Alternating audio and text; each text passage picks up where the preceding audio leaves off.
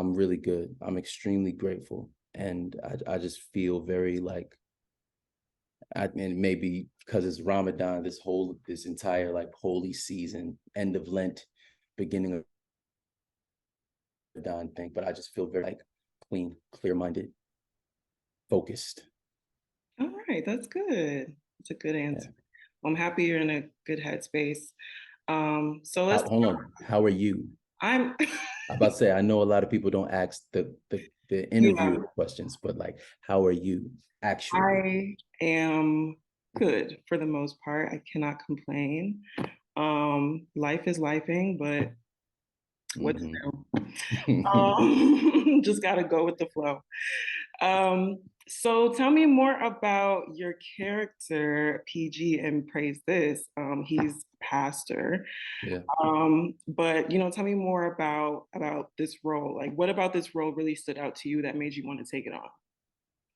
I think there was something about PG just being a person who a book that you can't judge by its cover.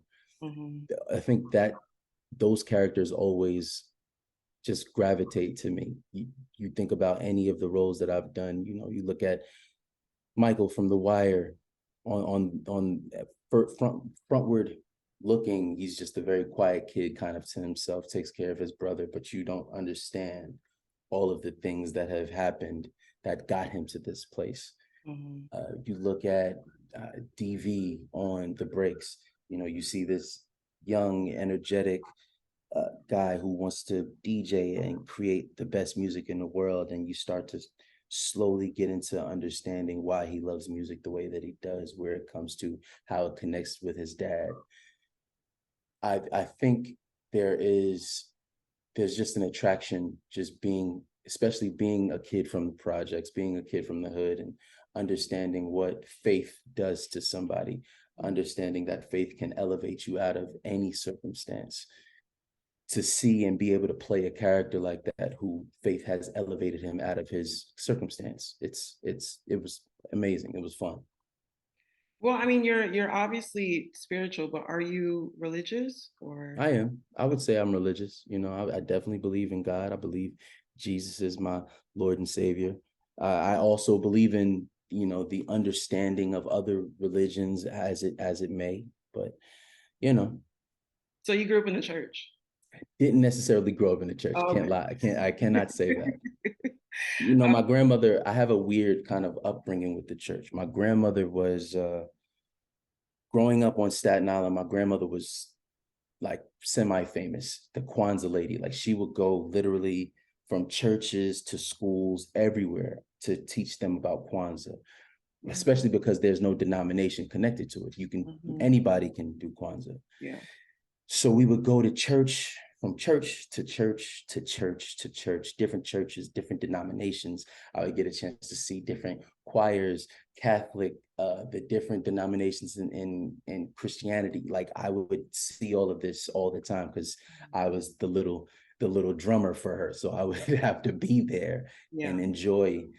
But so yeah, I've always been immersed in church, but never like locked into one specific church. Yeah.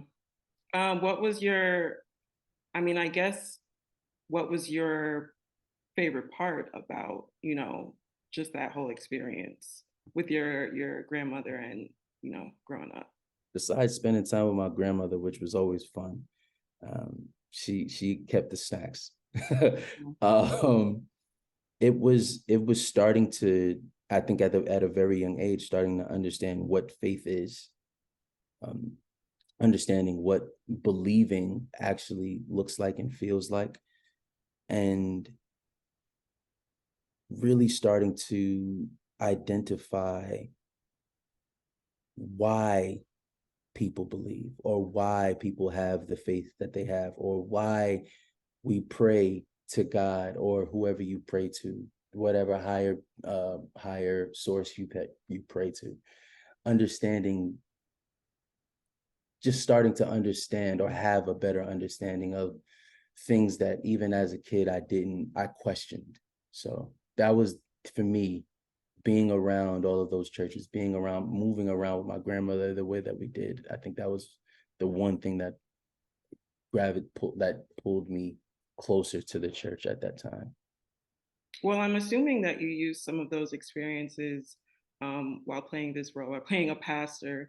I don't think, have you ever played a pastor before? This is your first time? Never. Very first Yeah. time. Very first time. Um, if you were a pastor in real life, what would the name of your church be? Oof. Um, I don't know. It would have to be, it would be something very, so one of the pastors that we kind of tapped into, just kind of for reference wise when it came to creating PG, was PT. I don't know if you know Pastor No. Torre Roberts, and he being in LA, seeing what he's done with the one church was amazing.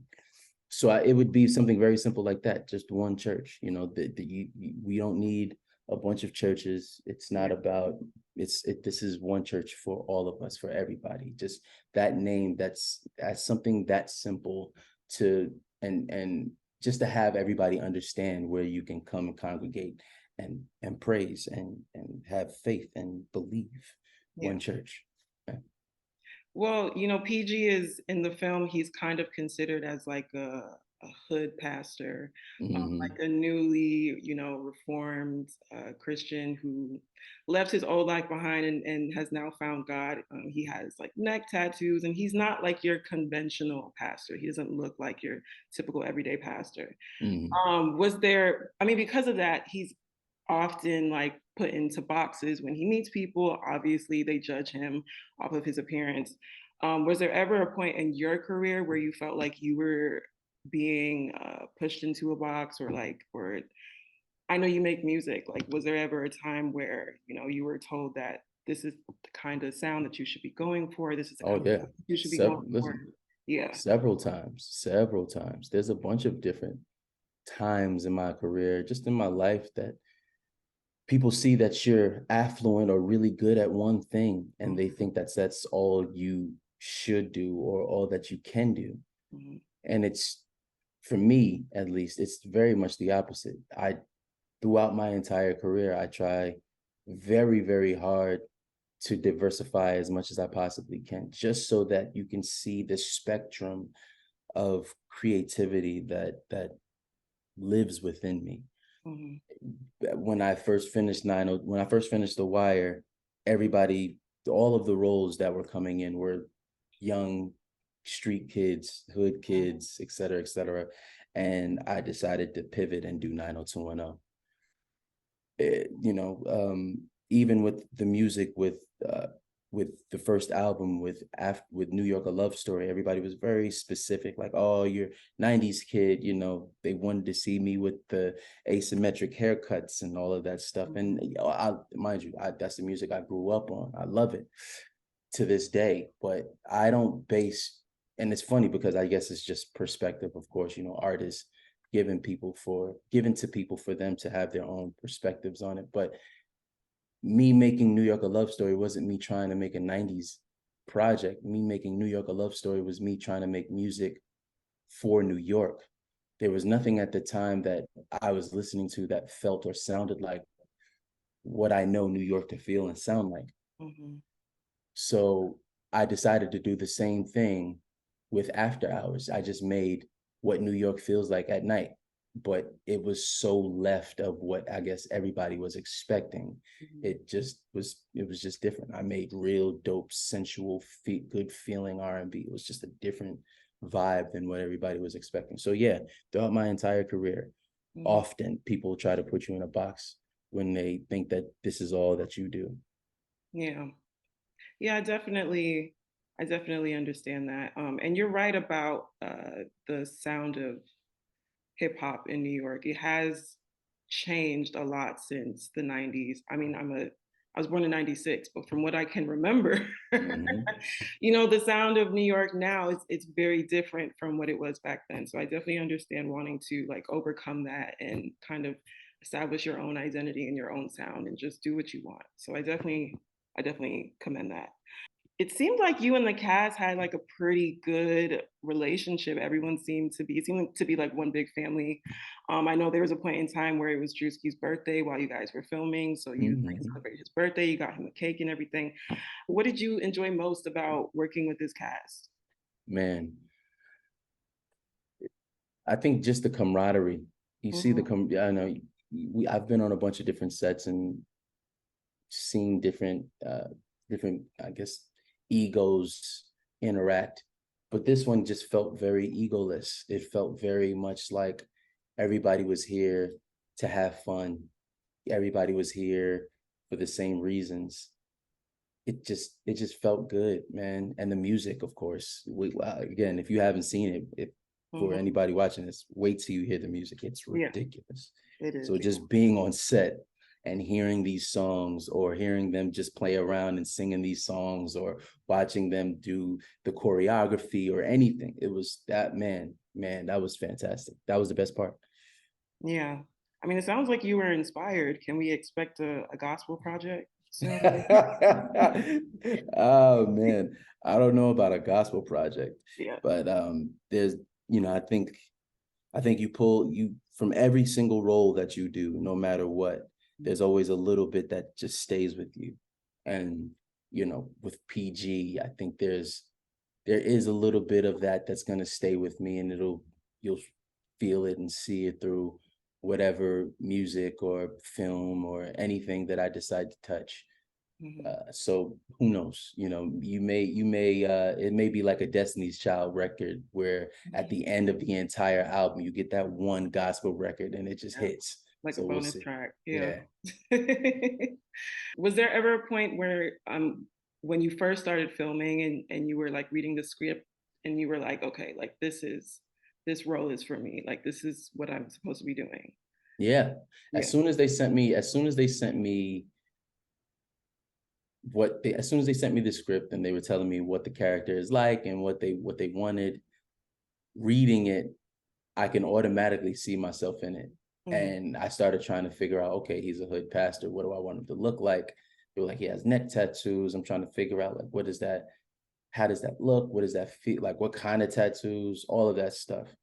And I started to, I think every great creation starts from a question. And I just took one of my favorite Atlanta rappers, God rest his soul, Trouble, and I was like, "Yo, what would happen if Trouble started to go into the church? Like, what would that look like?" So I literally started to build PG around the image or the idea of what Trouble is, and that was kind of the buildup of who PG was. Oh, that's interesting. Okay. Well, I mean, yeah, I know you guys did a lot of filming in Atlanta. How was that? It was dope. It Yeah. was really, really dope. Atlanta is, of course, we always hear about Southern hospitality, but Mhm. Atlanta is a place that if you are Black, you're home. That's what it feels like. Yes, yes. Very true. I feel like it's very few places in America where you can go to and it feels like, you know, Like just home. yeah, Yeah, But thank you, for sitting down and speaking with me. I really of appreciate it. course. Of course. I watched the film. I loved it. I thought it was hilarious. And you are right, the music is great. I think the music is probably my favorite part, honestly. Yeah. But yeah, it's a great film, and I'm excited for everyone else to see it. Yeah.